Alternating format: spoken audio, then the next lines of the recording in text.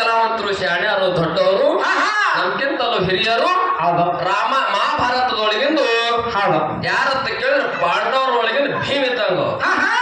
ಅವ್ರ ಭೀಮ್ ಇದ್ದಂಗ ನಾವ್ ಸುಮ್ ನಕುಲ್ ಸರ್ ಇದ್ದಂಗ ಏನ್ ಕೇಳ್ಯಾರ ಸರ್ ನೋಡಿ ಭಾಳ ಮಲ್ಲಿಗೆ ಹಾಕ್ಬೇಕು ಹುಡುಗಂತ ಕೇಳ್ಯಾರ ಏನ್ ಕೇಳ್ಯಾರಿಪ್ಪ ಏನ್ ಕೇಳ್ಯಾರ ಅಂದ್ರ ಡಂಕನಾಡ ದೈಗೊಂಡಗೌಡ ಕತಿ ನಿಮ್ಗೆ ಹೇಳ್ಯಾರ ನಾವೇನ್ ಹೇಳುದ್ರಿ ಈಗ ಹೌದು ಡಂಕನಾಡ ದೈಗೊಂಡಗೌಡ ಹೌದು ಮುಂದ ಮೊದಲು ಅವನಿಗೆ ಅಗರಬತ್ ಶ್ರೀಮಂತ ಇದ್ದ ಅವನಿಗೆ ಐಶ್ವರ್ಯ ಇತ್ತು ಪರಿಶಿ ಜನರನ್ನ ಕೊರೊಳಗ ಲಿಂಗ ಇಲ್ಲಾರಕ್ಕಾಗಿ ಅನ್ನಕ್ಕೊಂದು ಅನ್ಯಾಯ ಮಾಡಿದ ಗೌಡ ಅವತಾರ ಸಿದ್ಧ ಬೀರದೇವರು ಅವನಿಗೆ ಶಾಪಿಟ್ಟ ಯಾಕಿಟ್ಟ ನಮ್ಮಪ್ಪ ಜಗತ್ತದೊಳಗೆ ಧರ್ಮ ರಕ್ಷಣೆ ಮಾಡಕ್ಕಾಗಿ ಬೀರದೇವರು ಅವತಾರ ಅಲ್ಲಿ ಧರ್ಮಕ್ಕೆ ದಯ ಕೊಡ್ತಾರ ಬೀರದೇವರ ನಮಗೆ ಇಡೀ ಹಾಲ ಮತದ ಸಿದ್ಧ ಸಂಪ್ರದಾಯ ಹುಟ್ಟ್ಯಾದಂದ್ರ ಧರ್ಮದ ರಕ್ಷಣೆ ಮಾಡಕ್ ಹುಟ್ಟ್ಯಾರ ಅಮೋಘ ಸಿದ್ಧ ದೇವರ ಸಿದ್ಧ ಸಂಪ್ರದಾಯ ಇರಲಿ ರಾಣಿಗರ ಮುತ್ತಿನ ಸಿದ್ಧ ಸಂಪ್ರದಾಯ ಇರಲಿ ಡಂಕನಾಡ ದೈಗೊಂಡಗೌಡನ ಸ್ವಕ್ಕ ಮುರಿ ಸಂಬಂಧವಾಗಿ ನಮ್ಮ ಅವತಾರ ಸಿದ್ಧ ಬೀರದೇವರು ಶಾಪಿಟ್ಟಾನ ಕೊಟ್ಟದು ಕೊಟ್ಟಲಾಯ್ತು ಇಟ್ಟಿದ್ದು ಇಟ್ಟಲಾಯ್ತು ಇದೆಲ್ಲ ಆದ ಬಳಿಕ ಹೊಳ್ಳಿ ತಂಬಾಕ ಕೇಳುವ ಹೊತ್ತನಾಗ ಎಲ್ಲಿ ಹೊಂಟ್ರಿ ಅಂತ ಕೇಳುವ ಹೊತ್ತನಾಗ ಮೇಲನಾಡ ಕಾನೂರು ಮಠಕ್ಕೆ ಹೊಂಟಿವಿ ಅಲ್ಲಿ ಹೊಂಟಿರಿ ಏನ್ ಸಿಗ್ತದ ಅಂದ ಕೂಡಲೇ ಹೇಳಿದ್ರು ಅವ್ರು ಬೇಡದವ್ರಿಗೆ ಬೇಕಾದ ಕೊಡುವಂತ ದೇವರನ್ನ ನೀ ಬೇಕಾದ ಬಯಸು ನೀನು ಕೊಡುವಂತ ಸಾಮರ್ಥ್ಯ ಶಕ್ತಿ ಅವನಲ್ಲಿ ಕರೆಸಿದ್ದನಲ್ಲಿ ಅದ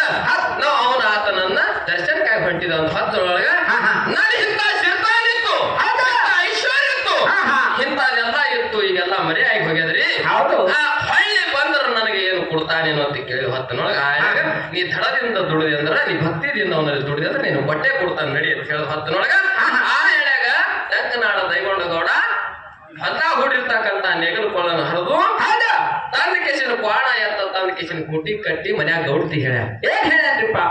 ಬೇಡದವ್ರಿಗೆ ಬೇಕಾದ ಕೊಡು ದೇವರದನ್ನ ದೇವ್ರ ದರ್ಶನಕ್ಕಾಗಿ ಹೋಗ್ತೀನಿ ಅಂತ ಹೊತ್ತನೊಳಗ ಗೌಡ್ತಿ ಅಂತ ಹೇಳ ಊದಿನ ಉಪ್ಪಿನ ಹಳ್ಳ ಒಯ್ಬೇಕು ಗೌಡ್ರ ನಾ ಶಕ್ತಿ ಸಾವುಕಾರ ಮನ್ಯಾಗ ಕುಟ್ಟಿ ಬಿಸಿ ಎರಡು ತುತ್ತಿನ ದುಡ್ಡು ಇಟ್ಟೀನಿ ತೊಗೊಂಡು ಹೋಗಿರತ್ತೆ ಕೊಟ್ಟ ಬಂದು ಡಂಕನಾಡ ದೈಗೊಂಡಗೌಡ ಕಾಣೂರು ಮಠದಾಗ ಒಂಟಗಾಲಿ ತಪಸ್ಸರಿ ಮಾಡಿ ಮುಂದೆ ಶಿರ್ತಾನ ಪಡ್ಕೊಳ್ಳೋಣ ಇದು ಕತಿ ಬರ್ತದೆ ಇಲ್ಲೊಂದು ಅವ್ರು ಮಲು ಇಟ್ಟಾರ ಏನ್ ಕೇಳ್ಯಾರ ಅಂತ ಕೇಳಿದ್ರ ಏನ್ರಿಪ್ಪ ಆ ಪರಿಶಿ ಜನರು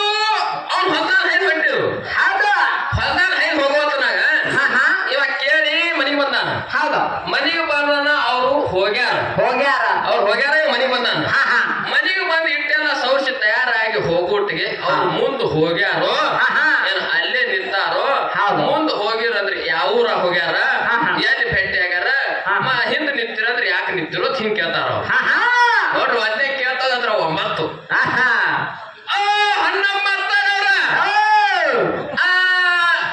ನಾವು ಇದನ್ನ ಮಾಡ್ಕೊತ ಬಂದೇವು ಇದನ್ನೇ ಬೇಡ್ರಿ ನಾವು ನಿಮ್ಮಂಗ ಒತ್ತಾಟಿ ಕೂಗ್ ಹೊಡೆದು ಒತ್ತಾಟಿ ಓಡ್ ಹೋಗೋರಲ್ಲು ಎಲ್ಲಿ ಕೂಗ್ ಹೊಡೆದೇವ ಅಲ್ಲೇ ನಿಂತೇವ್ ಬಾ ಅಂತ ಹೇಳ್ತೇವ್ರು